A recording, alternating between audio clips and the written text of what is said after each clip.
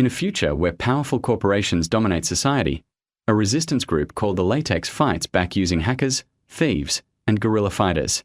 To protect their control, the corporations hire the Yakuza, a brutal criminal syndicate, to eliminate opposition. Information is transported by special couriers known as mnemonic agents, who store data inside brain implants. One of them, Johnny, wakes up and is given a high-risk job by his handler Ralphie. He must travel to Beijing to receive sensitive data and deliver it safely to Newark. In Beijing, Johnny checks his neural storage and finds he only has 160 gigabytes of space left. He is then told the incoming data is 320 gigabytes, but he insists he can handle it anyway. The data is forcefully uploaded into his brain, overwhelming him. After the transfer, he staggers to the bathroom, where his nose begins to bleed, showing his brain is already damaged. Suddenly, Yakuza attackers storm the building and start killing everyone. Johnny fights one off in the bathroom while chaos unfolds outside. One of the handlers tries to erase evidence but is attacked and mutilated by a Yakuza enforcer. Johnny escapes during the chaos. The surviving man is tortured and reveals Johnny's destination, Newark. Upon hearing this, Yakuza leader Takahashi orders his men to hunt Johnny down before he completes the delivery. Johnny reaches the United States, but a security scan warns him that his brain is dangerously overloaded and could suffer permanent damage. After leaving the airport, he calls Ralphie, demanding answers about the data. Ralphie avoids explaining and instead sends him to another location where he claims Johnny can be helped.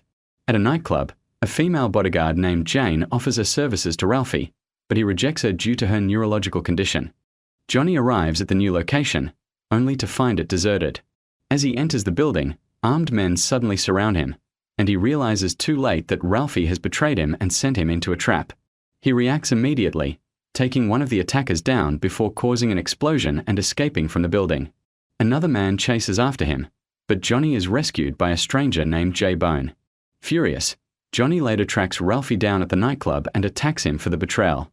However, Ralphie's bodyguards overpower him, knock him unconscious, and drag him into an operating room. When Johnny wakes up, he is strapped to a surgical table. Standing over him is Shinji, one of the Yakuza's top men. At that moment, Johnny finally realizes the truth.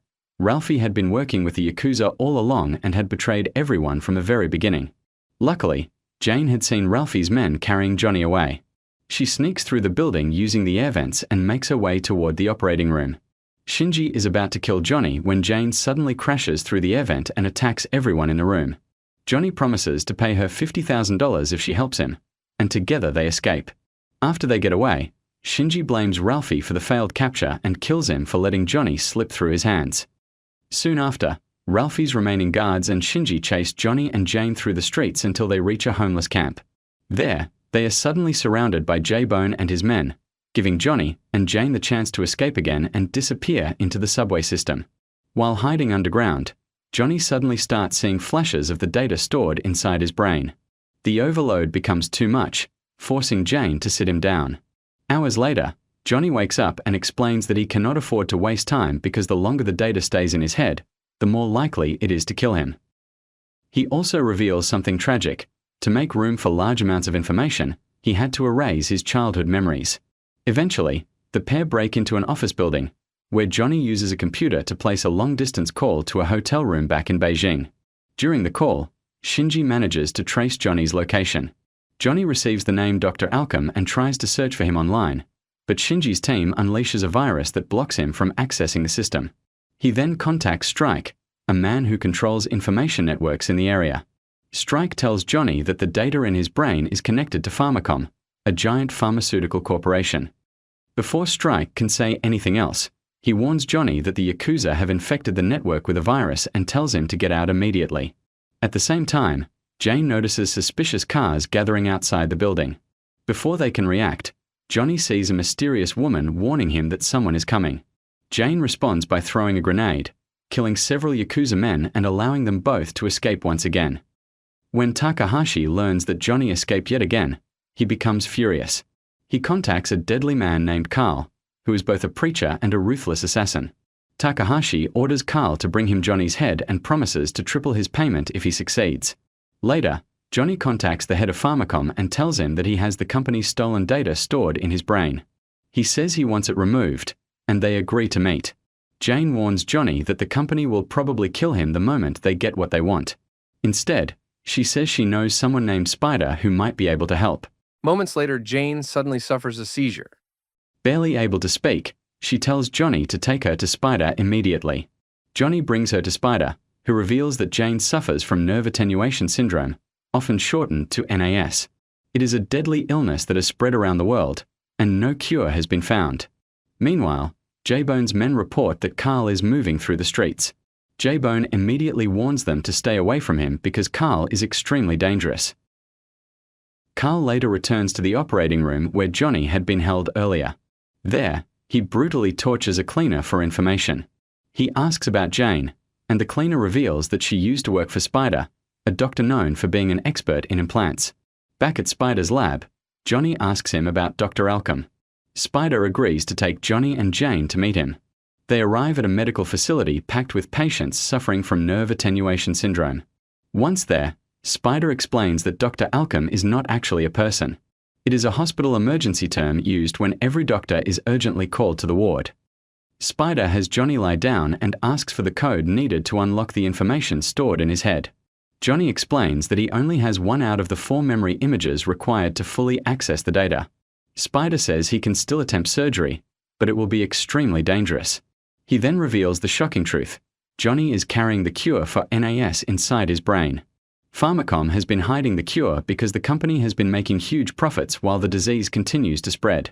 Before they can do anything else, Carl arrives at the facility. A fight breaks out, but Spider distracts Carl long enough for Johnny and Jane to escape.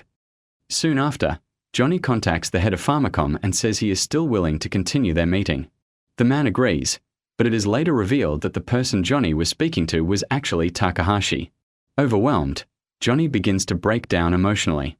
He tells Jane that he has spent his entire life alone, but now he suddenly carries something that could save humanity, while every powerful person around him wants him dead. Not long after, J-Bone arrives and demands to know why they are inside his facility. Jane explains that Spider sent them there to meet someone named Jones. J-Bone takes them into a room covered in monitors and introduces them to Jones. To Johnny's surprise, Jones is not a person at all but a highly intelligent dolphin. J-Bone explains that they are going to transfer the data from Johnny's brain into the dolphin. While Johnny is connected to the machines, the Yakuza attack the facility. The Yakuza kill many of the guards, throwing the entire building into chaos. Because of the attack, the transfer process is interrupted before it can be completed. Then Takahashi arrives with a gun pointed directly at Johnny. Just as he is about to pull the trigger, the mysterious woman Johnny has been seeing suddenly appears on one of the screens. She tells Takahashi that Johnny carries the cure for NAS in his head and says it could have saved Takahashi's daughter. Hearing this, Shinji suddenly turns on Takahashi and shoots him. Another fight erupts across the room. Johnny eventually kills Shinji and returns to the area where the dolphin is being kept. There he finds Takahashi, who gives him the remaining memory images needed to unlock the hidden data. Nearby, Carl is holding Jane hostage and moves in to kill Johnny. But before he can, Jane manages to electrocute him. J-Bone then arrives, and Johnny asks him to reconnect him to Jones the dolphin. J-Bone agrees, and together they prepare to route the information through Jones so the cure can be broadcast worldwide. Inside the data stream, Johnny encounters a powerful virus planted by Pharmacom to stop anyone from accessing the cure. He manages to destroy it and finally unlock the information.